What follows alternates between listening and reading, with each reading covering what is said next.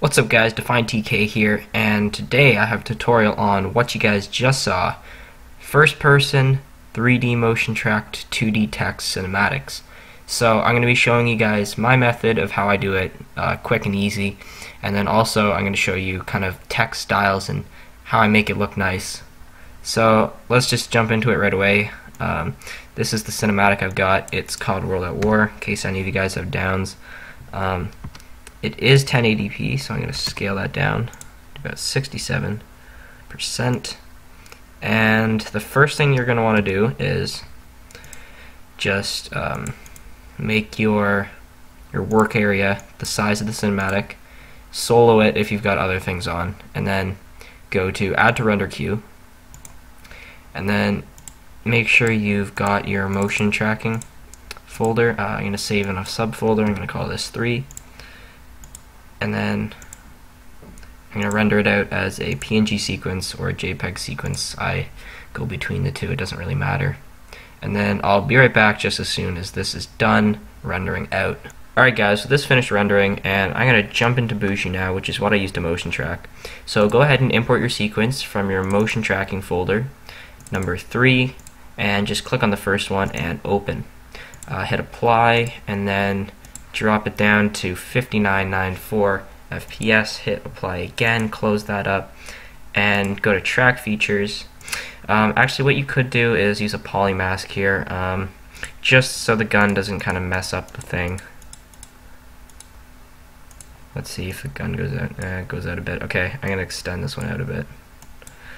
This doesn't have to be perfect, just basically needs to cover the gun. That shouldn't mess up the track, but if it does, you could try it without the poly mask and see if it's any better. So I'm going to increase the sensitivity. I like doing that, and I'm going to hit start, and this is going to take a minute, so I'll be right back when this is done motion tracking. Alright guys, so this is finally finished solving, and as you can see, all these points are perfectly motion tracked to the scene. So now what you want to do is pick one to place your text on. So I think this one here looks nice. I'm going to right click and hit flag for export. So the text will be right on the pillar. Alright, so now if you go to scene geometry, you can add a coordinate from hint, select origin, connect to selected, and then update coordinate frame. You can just close that off now and go to export camera, scale scene by 100, export flag tracks only. I'm going to put this on my desktop, and make sure you select AfterEffects Maya, and then save that, and then you're done. So you can go into AfterEffects now. And the first thing you're going to do is import that tracking data, that Maya file. I'm going to rename this to motion tracking data, and open that up. You can see right here you have your null object and your camera. So copy both of these, go into your motion track text, and paste it. So as you can see, this null object is perfectly motion tracked to the scene. So you can go ahead and create some text. I'm gonna call this motion tracked text, and I'm gonna set the color to E9, E9, E9. It's best to use an off-white. Hit OK, and I'm gonna scale this up just so you can see it, and hit enter, increase the leading, so it looks like that. I'm going to actually write tutorial. That way it's, a little bit more even, if you know what I mean. And I'm going to make this a 3D layer, and as you can see here, with the null object, it's 0, 0, 0. So I'm going to make this position 0, 0, 0 as well. So now, the position is the exact same thing as the null object, except the scale is way bigger. So I'm just going to decrease the text size there down to about 3 pixels,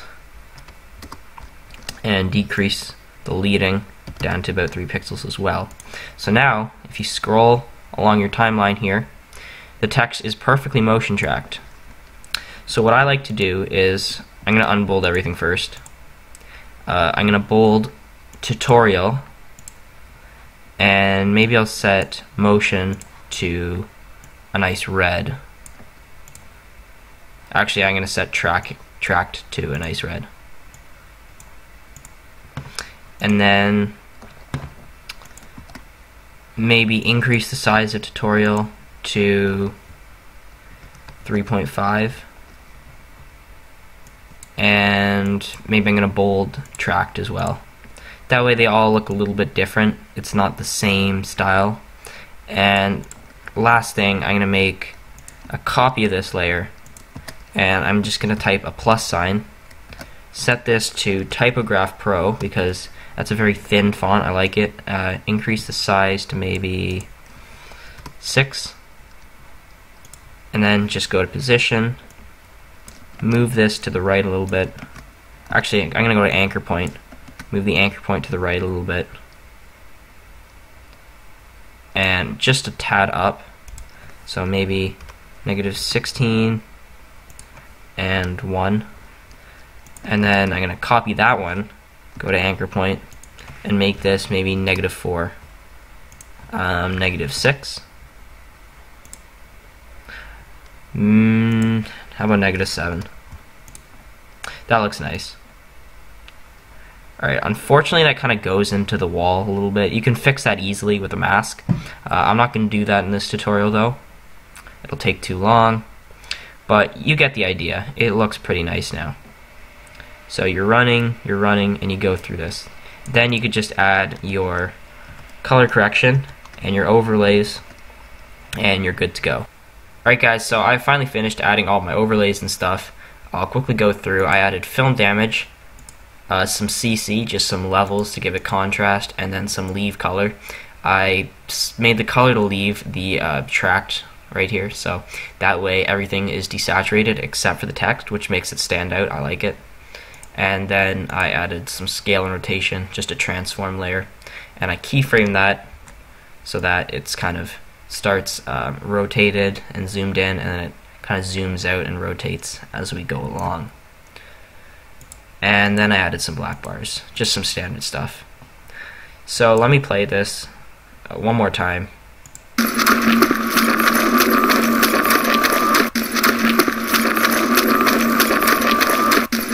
Alright guys, I hope you guys found this tutorial useful. If you did, leave it a thumbs up and comment what I should do next.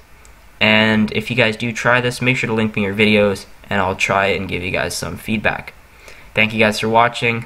Peace.